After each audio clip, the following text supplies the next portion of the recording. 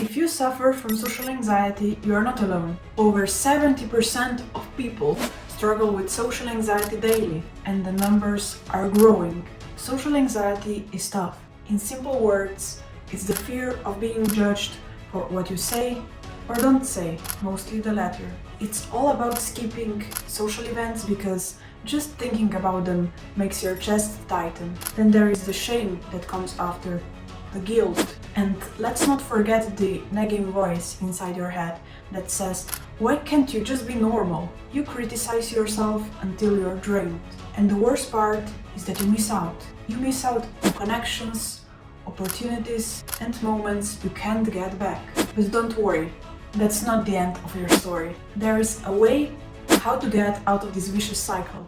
And I'm going to show you exactly how. One of the most effective and most immediate options is exposure therapy. It's about facing your fears in bite-sized pieces. So of course, first choose a fear that is relatively small and that involves social situations. To make exposure therapy more effective, I suggest that you make a list of your fears, from smallest to biggest, and then choose the smallest fear. For example, to start, you can say hi to a stranger. Then the second technique that I recommend is EFT tapping, or emotional freedom technique tapping. This is a great way to release stress before a triggering situation. Here is a quick demonstration on how to do it. You tap like this. Then step 3 is, in my opinion, one of the most effective and underrated techniques.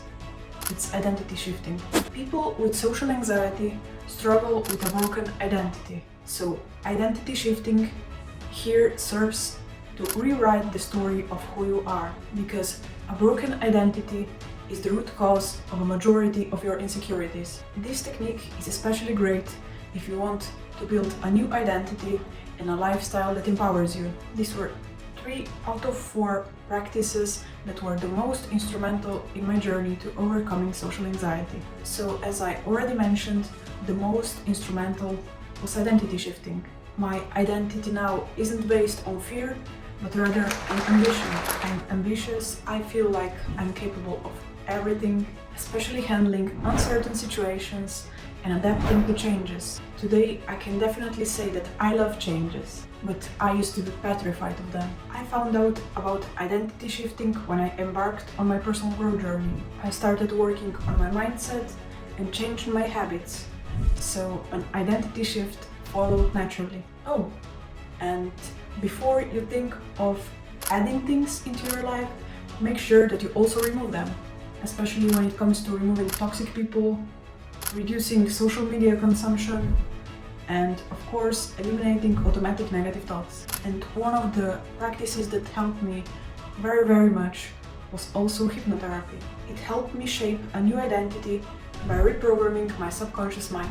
And I think it's also important for me to point out that hypnotherapy really helped me when it comes to trauma and PTSD. It helped me heal extremely effectively. Here's how you can replicate that. Whatever you do in life, it's always important to evaluate where you are right now. In this case, we are referring to reviewing your reactions to social interactions. So how you feel in general, how you feel when an event is approaching. And I think it's important to note that there can be a difference in your reaction when it comes to the event approaching, because you might appear excited, sometimes even calm, but when the event happens, the social anxiety might kick in severely. And apart from evaluating where you are right now, it's also important to evaluate where you want to be.